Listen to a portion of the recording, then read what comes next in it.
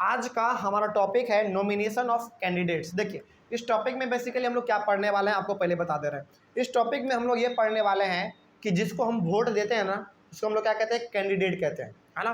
तो कैंडिडेट का चयन यानी कि कैंडिडेट का सिलेक्शन कैसे होता है, कि कौन कैंडिडेट के तौर पे खड़ा हो सकता है। मतलब क्या हुआ, मतलब ये हुआ कि जब आप अपने लीडर को वोट देते हैं तो वो जो लीडर को आप वोट दे रहे हैं वो किस प्रकार से चुनाव में खड़ा हुआ और हम उसको वोट दे रहे हैं।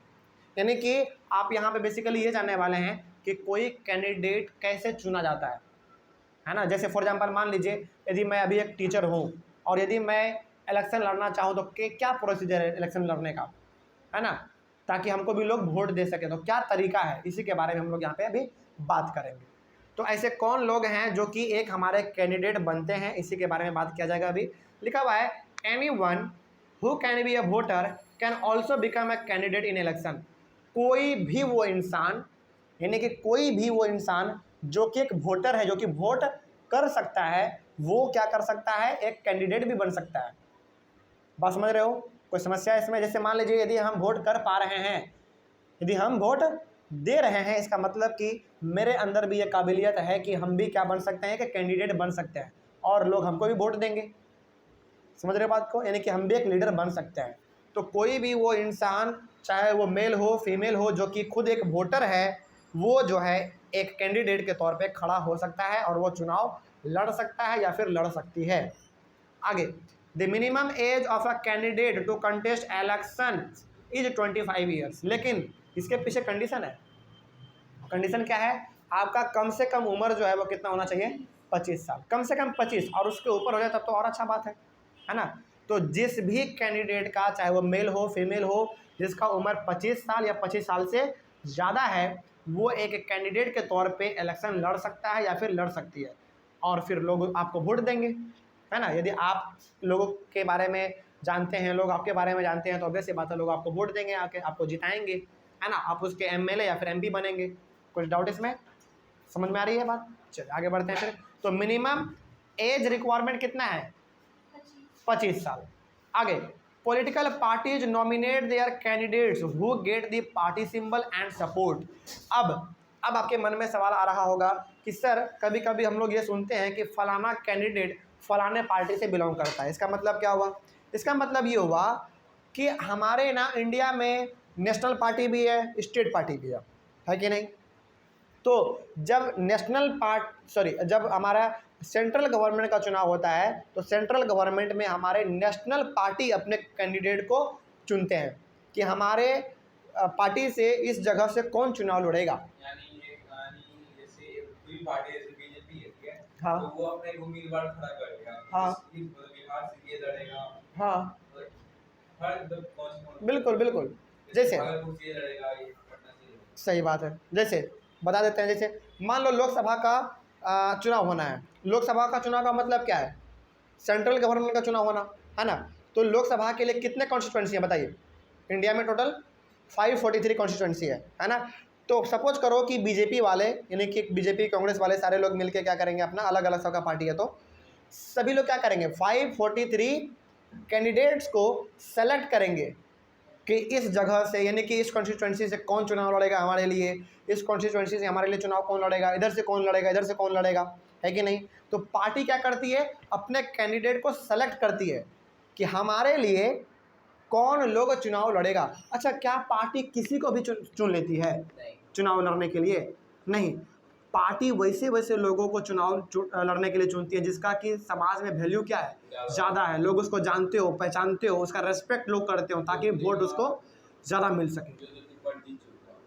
नहीं, ऐसा बात नहीं है। जिसका समाज में इज्जत ज़्यादा है, लोग उसको पहचानते हैं, जानते हैं, दबदबा है उनका अपने मोहल्ले में, तो वही कैंडिडेट को चुना जाएगा ताकि वोट ज़्यादा से ज़्यादा मिल सके, है ना। कोई समस्या है इसमें। तो अलग अलग पॉलिटिकल पार्टी अपने अपने कैंडिडेट को सेलेक्ट करते हैं कि किसको हम क्या करेंगे, वोटिंग के लिए खड़ा करेंगे ताकि ज़्यादा से ज़्यादा वोट मिल सके, ठीक है। और यहाँ पे वही बात है, फिर पॉलिटिकल पार्टी नॉमिनेट दियर कैंडिडेट, मतलब कि पार्टी क्या करेगी, अपने कैंडिडेट को नॉमिनेट करेंगे, मतलब कि सेलेक्ट करेंगे कौन हमारे लिए चुनाव को लड़ेगा। Who get the party symbol and support, और पार्टी ने, पॉलिटिकल पार्टी ने जिस कैंडिडेट को चुन लिया कि तुम हमारे लिए चुनाव लड़ोगे, ठीक है, उसको क्या मिलेगा, उसको पार्टी का सिंबल मिलेगा। सिंबल मतलब जैसे बीजेपी का सिंबल क्या है, कमल छाप, उसको कमल छाप मिल जाएगा। उस कमल छाप को दिखा के वो क्या कर सकता है, अपने वोटर को अट्रैक्ट करेगा कि देखो भाई हम बीजेपी से खड़े हुए हैं, इस बार हमको हम ही को वोट देना है ना। तो उसको पार्टी सिंबल मिलेगा, साथ ही साथ उसको पार्टी का सपोर्ट मिलेगा। पार्टी का सपोर्ट किस रूप में, पैसे के रूप में। लो भाई पैसा लो, पोस्टर वोस्टर छपवाओ, पार्टी वार्टी दो अपने लोगों को और वोट को अचीव करो, यानी कि लोगों को खुश करो और वोट लो। तो जब एक बार पार्टी अपने कैंडिडेट को सेलेक्ट कर लेती है कि हमारे लिए चुनाव फलाने जगह से कौन लड़ेगा, तो पार्टी उसको क्या देती है, अपना सिंबल देती है कि देखो हम तुमको अपना सिंबल दे रहे हैं और इसी सिंबल को दिखा के लोगों से क्या करो, वोट को अचीव करो, और हम तुमको सपोर्ट भी करेंगे, पैसा भी देंगे, और उस पैसे से जो है पार्टी कराओ, लोगों को खुश करो, बैनर बनवाओ बड़ा बड़ा, पोस्टर बनवाओ बड़ा बड़ा, प्रचार प्रसार करो। आप देखे होंगे, कोई समस्या है इसमें? चलिए आगे बढ़ते हैं। फिर parties nomination is called party ticket. अच्छा, आपने ना बहुत बार ये भी सुना होगा कि फलाने आदमी को फलाने पार्टी ने टिकट नहीं दिया। टिकट वर्ड आपने बहुत सुना होगा इलेक्शन में। इसका मतलब क्या है? इसका मतलब ये है कि जब कोई पार्टी किसी कैंडिडेट को सेलेक्ट करती है चुनाव लड़ने के लिए, इसका मतलब ये हो गया कि उसको टिकट मिल गया। टिकट मिल गया मतलब क्या, उसको परमिशन मिल गया कि वो जो है फलाने पार्टी से इलेक्शन को लड़ सकता है। तो आपके मन में ना बहुत बार सवाल आता होगा, सर ये टिकट क्या है? टिकट क्या वो एक पर्चा होता है, ऐसा कुछ क्या? नहीं, वो टिकट कुछ नहीं है। जब कोई पार्टी किसी कैंडिडेट को सेलेक्ट करती है ना कि भाई तुम ही हमारे लिए चुनाव लड़ोगे, क्योंकि तुम्हारे मोहल्ले में ना तुम्हारा पावर ज़्यादा है, तुम्हारा रेस्पेक्ट करते हैं लोग, तो यदि उसको चुन लिया, पार्टी ने उसको चुन लिया कि तुम ही हमारे लिए चुनाव लड़ोगे, इसका मतलब क्या हुआ? उसका मतलब ये हो गया कि उसको टिकट मिल गया। टिकट मिलने का मतलब ऐसा नहीं है कि कोई पर्ची होगा उसको दे दिया, नहीं। सिंपली हम लोग कॉमन लैंग्वेज में कहते हैं कि उसको टिकट मिल गया, सिंपल बस। टिकट मिलने का मतलब क्या हुआ कि उसको पार्टी ने सेलेक्ट कर लिया कि तुम ही हमारे लिए चुनाव लड़ोगे, बस, इसके अलावा कुछ नहीं इसका मतलब। तो टिकट का मतलब कभी मत समझना कि एक पेपर होगा, उसमें एग्रीमेंट शामिल होगा, ऐसा कुछ नहीं है। बात समझ रहे हो? हाँ, अलग, हालांकि हाँ अलग, हाँ उसको बस परमिशन दे दिया कि तुम जो हमारे लिए चुनाव लड़ोगे। हालांकि एग्रीमेंट होता है बाद में, ऐसा बात नहीं है, लेकिन यहाँ पे इस चीज़ को आप समझिए कि जब पार्टी ने उसको सेलेक्ट कर लिया कि तुम हमारे लिए चुनाव लड़ोगे, इसका मतलब कि उसको परमिशन मिल गया, मतलब कि उसको टिकट कन्फर्म हो गया। कोई डाउट नहीं इसमें? चलिए आगे बढ़ते हैं। लेकिन बाद में जो है ना एग्रीमेंट भी शामिल होता है। एग्रीमेंट उसको साइन करना पड़ता है कि हम जो है फलाने पार्टी से चुनाव को लड़ने जा रहे हैं, ऐसा प्रकार का होता है, उसको फिर वहाँ पे साइन करना पड़ता है। ठीक है, आगे बढ़ते हैं। तो टिकट का मतलब आपको समझ में आ गया क्या होता है? कैंडिडेट को सेलेक्ट कर लेना ही हमारा टिकट कहलाता है। आगे, every person who wishes to contest an election has to fill a nomination form and give some money as security deposit. तो जो इंसान, लड़का हो लड़की हो, कोई भी हो सकता है, जिसका उम्र 25 साल या 25 साल से ऊपर हो चुका है, वो क्या कर सकता है? अपना इलेक्शन लड़ सकता है। लेकिन इलेक्शन को लड़ने के लिए क्या करना पड़ता है? एक नॉमिनेशन फॉर्म भरना पड़ता है, मतलब कि एक पेपर होता है, उसको पूरी तरीके से भरना होता है, और सिक्योरिटी के तौर पे कुछ पैसे जमा करने पड़ते हैं। वो पैसा बहुत कम होता है, ऐसा नहीं कि 1-2 करोड़ जमा करना पड़ता होगा, नहीं नहीं, उतना भी नहीं होता है, बहुत कम होता है वो। जैसे लोकल गवर्नमेंट के चुनाव के लिए तो 8,000 20,000 ऐसा कुछ होता है, बस इतना ही होता है। आपको क्या लगता है कि पैसा यहाँ पे जमा करना पड़ा तो क्या लाख 2 लाख करोड़, ऐसा कुछ नहीं। यदि ऐसा होता तो क्या वीकर सेक्शन के लोग कभी चुनाव लड़ पाते? कभी नहीं लड़ पाते। बहुत कम पैसा होता है जो कि आपको केवल एक सिक्योरिटी के तौर पे देना पड़ता है, बस।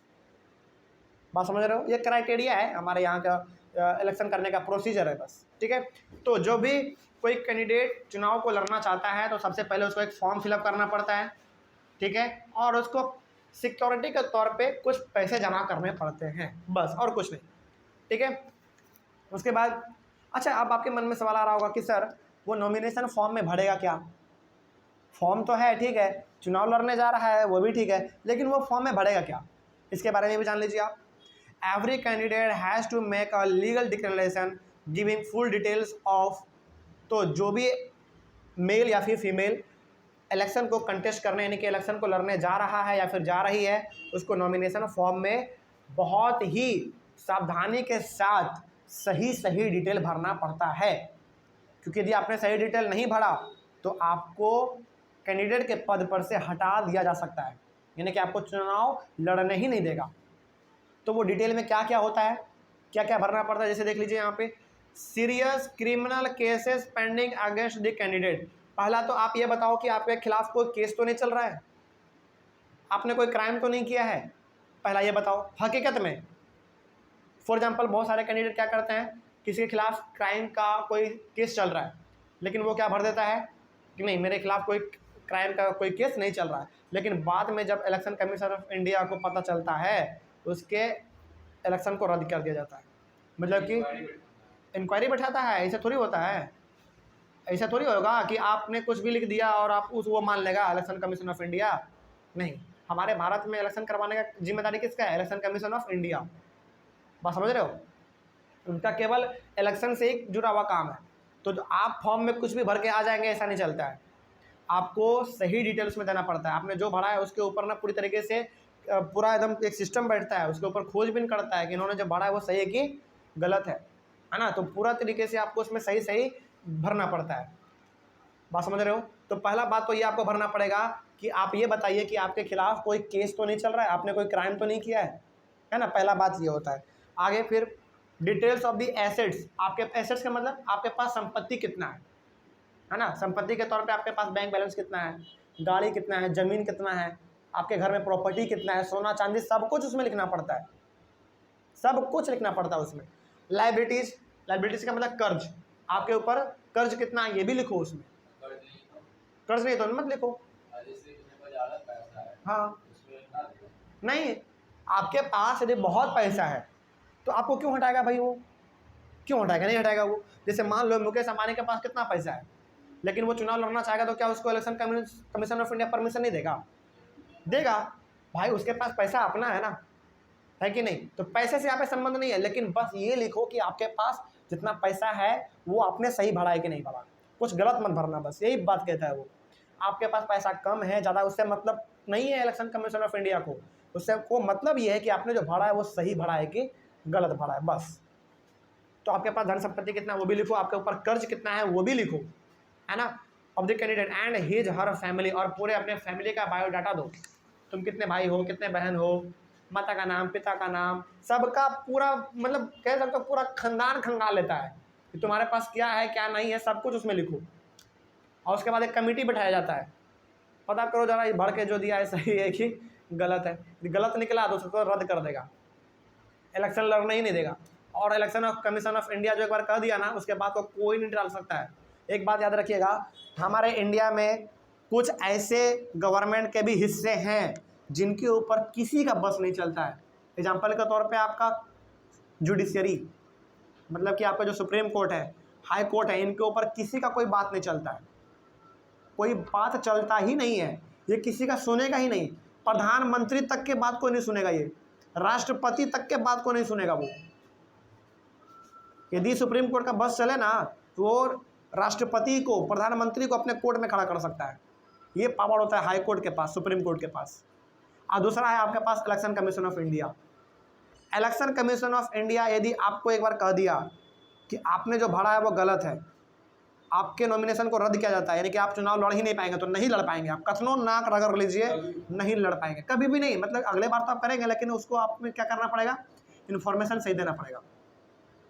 जैसे मान लीजिए आपने गलत इन्फॉर्मेशन भर के आ गया, आप आ गए घर, आराम से सो गए, कमेटी बैठा, आपने जो भरा वो गलत पाया गया, तो आप जाकर उसको बोलिए कि सॉरी मैडम, सॉरी सर, हमने गलती भरा है, तब जाकर कोई मौका मिल सकता है। लेकिन यदि कुछ गलत जानबूझ के कर दिया और आप मान नहीं रहे हैं, तब तो फिर आपको रद्द कर देगा। इलेक्शन कमीशन ऑफ इंडिया के पास इतना पावर होता है, इतना पावर होता है कि वो प्रधानमंत्री तक के लोगों को दरखास्त कर सकता है। सोचो, बात समझ रहे हो। जैसे फॉर एग्जांपल मान लीजिए, एग्जांपल के तौर पे मान लीजिए कि अभी हमारे बिहार का सीएम कौन है, श्री नीतीश कुमार जी, है कि नहीं। लेकिन जब चुनाव होगा, चुनाव के वक्त पूरा का पूरा पावर किसके हाथ में होता है, इलेक्शन कमीशन ऑफ इंडिया के हाथ में।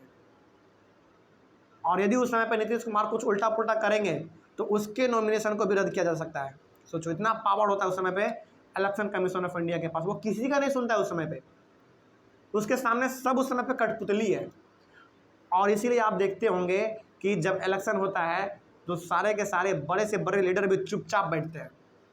जब इलेक्शन हो रहा होता है तब, इलेक्शन के पहले तो वो खूब डीजे बजाता है, खूब मीटिंग करता है, खूब आंदोलन करता है कि नहीं, बड़े बड़े फील्ड में पूरा पूरा एकदम भाषण देता है। लेकिन जब एक बार इलेक्शन कमीशन ऑफ इंडिया कह दिया कि अब चुप हो जाओ, उसको हम लोग कहते हैं आचार संहिता। आचार संहिता, उसमें आप किसी भी प्रकार से कोई एक्शन नहीं ले सकते। यदि आपने लिया और इलेक्शन कमीशन ऑफ इंडिया ने आपको कुछ कह दिया तो 5 साल तक के लिए आपका रद्द हो जाएगा। सोच लो, 5 साल के लिए। अगले बार आप चुनाव कब लड़ेंगे? जब अगले बार होगा तब। इतना पावर होता है उसके पास। बात समझ रहे हो? चलो खैर आगे बढ़ते हैं फिर। तो आपको जो है नॉमिनेशन फॉर्म में पूरा डिटेल सीरियस भरना पड़ता है, कोई गलत इन्फॉर्मेशन नहीं देना पड़ता उसमें, नहीं दीजिएगा। उसके बाद education qualification of the candidate, education qualification भी खोजता है। अच्छा, आपके मन में सवाल आ गया होगा कि सर एजुकेशन क्वालिफिकेशन पूछ रहा है तो कोई अनपढ़ नेताजी भी कैसे बन जाता है एमएलए या फिर एमपी? देखो, हमारे इंडिया में ना चुनाव लड़ने के लिए एजुकेशन क्वालिफिकेशन है ही नहीं। या फिर ऐसा होता है ना कि ग्रेजुएशन होना चाहिए या फिर पोस्ट ग्रेजुएशन होना चाहिए, ऐसा कुछ नहीं है। यदि आप पढ़े लिखे नहीं भी हैं ना, अनपढ़ भी हैं, आप अंगूठा छाप हैं, फिर भी जो है ना आपका इलेक्शन लड़ने का आपको परमिशन है। बस शर्त यह है कि आप उसमें इन्फॉर्मेशन सारा सही भर दीजिए। इसलिए आप देखते होंगे कि बड़े से बड़े नेताजी पढ़े लिखे नहीं होते हैं, लेकिन फिर भी वो जीत जाते हैं। क्यों? क्योंकि उनका प्यार होता है लोगों के बीच में, लोग उसको वोट देते हैं, वो एमएलए बनते हैं, एमपी बनते हैं। तो भारत में एजुकेशन क्वालिफिकेशन जो है ना वो कंपलसरी नहीं है। बस हाँ, नॉमिनेशन फॉर्म में ये लिख दीजिए कि आप कहाँ तक पढ़े हैं, बस ये लिख दीजिए। नहीं पढ़े हैं कोई दिक्कत नहीं, उसमें साफ लिख दीजिए हम नहीं पढ़े हैं, बस। इलेक्शन कमीशन ऑफ इंडिया उसमें कुछ नहीं कर सकता है। वो कभी नहीं कहेगा कि आप पढ़े लिखे नहीं है तो आपको वोटिंग चुनाव को लड़ने का अधिकार नहीं है, नहीं, वो कभी नहीं कहेगा। वो कहेगा कोई दिक्कत नहीं है भाई, आप पढ़े लिखे नहीं है, कोई दिक्कत नहीं है, बस लोगों के बीच में आपका प्यार है ना, तो लोग आपको वोट देंगे, आप एमएलए या फिर एमपी बन जाइएगा। वही बात है, यदि आप पढ़े लिखे नहीं हैं और चाहते हैं कि पावर में आ जाएं तो जाके लोगों का प्यार जीतो, है ना, वोट अचीव करो, नॉमिनेशन फॉर्म में सही सही बात को भरो, जाके जीत जाओ। या तो आप एमपी बनेंगे या तो एमएलए बनेंगे। जिस लेवल के लिए आप लड़ना चाहेंगे चुनाव, उस लेवल का आप बन जाएंगे, है ना। ठीक है, कोई डाउट इसमें? आगे बढ़ते हैं। The information provided by the candidate has to be made public. और ये जो इन्फॉर्मेशन होता है ना, जो कैंडिडेट भरता है वो पब्लिकली होता है। पब्लिकली मतलब इलेक्शन कमीशन ऑफ इंडिया हर एक कैंडिडेट के नॉमिनेशन फॉर्म को अपने साइट्स पे अपलोड करती है। जैसे फॉर एग्जांपल मान लीजिए हम चुनाव लड़ना चाह रहे हैं, तो हमने नॉमिनेशन फॉर्म भर दिया, ठीक है, तो हमारे उस नॉमिनेशन फॉर्म को इलेक्शन कमीशन ऑफ इंडिया अपने वेबसाइट पे डाल देगी, ताकि नॉर्मल से नॉर्मल इंसान भी अपने कैंडिडेट के बायोडाटा को पढ़ सके, ताकि उसको भी तो मालूम चले कि हमारे मुखिया जी के पास कितना धन संपत्ति है, कितना पैसा है, कितना कर्ज है, इसके माताजी का नाम क्या है, पिताजी का नाम क्या है, सारा कुछ आप जान सकते हैं। अपने कैंडिडेट के बारे में आप सारा कुछ जान सकते हैं। कहाँ से?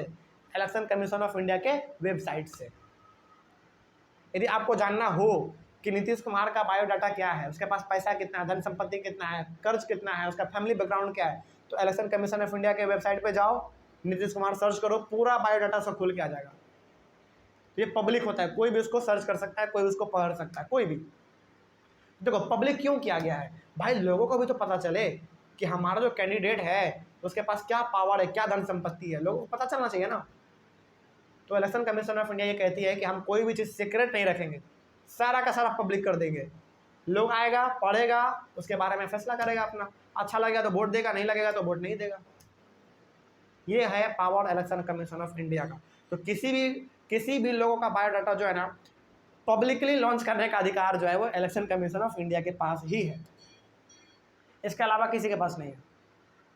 यदि आप सपोज कीजिए कि यदि आप बहुत बड़े स्कूल में जा रहे हैं और वहाँ पे यदि आपके माता पिता के बायोडाटा को मांगा जा रहा है, तो वहाँ पे भी आपके बायोडाटा को पूरी तरीके से लॉन्च नहीं किया जाएगा। मालूम है क्यों? क्योंकि वहाँ पे प्राइवेसी है। लेकिन इलेक्शन कमीशन ऑफ इंडिया के पास ये पावर है कि आप कितना भी उसमें भर दीजिए, वो सारा का सारा पब्लिक कर देगा, उसको कोई रोक भी नहीं सकता है। सारे के सारे लोग उसको आके पढ़ सकते हैं, है ना। ये power election commission of India के पास। कोई समस्या है इसमें? आगे बढ़ते हैं। उसके बाद this provides an opportunity to the voters to make their decision on the basis of the information provided by the candidate. तो यहाँ पे सबसे ज़्यादा फायदा किसको होता है? वोटर्स को। वोटर्स को ये पता चल जाता है कि जो हमारे लिए चुनाव लड़ रहा है, जो हमारे नेताजी हैं, उनके पास कितना धन संपत्ति है, कितना प्रॉपर्टी है। बात समझ रहे हो? तभी जाकर वो वोट देता है कि नहीं। और दूसरा सबसे बड़ा फैक्टर ये होता है कि लोगों के बीच में आपका प्यार भी होना चाहिए।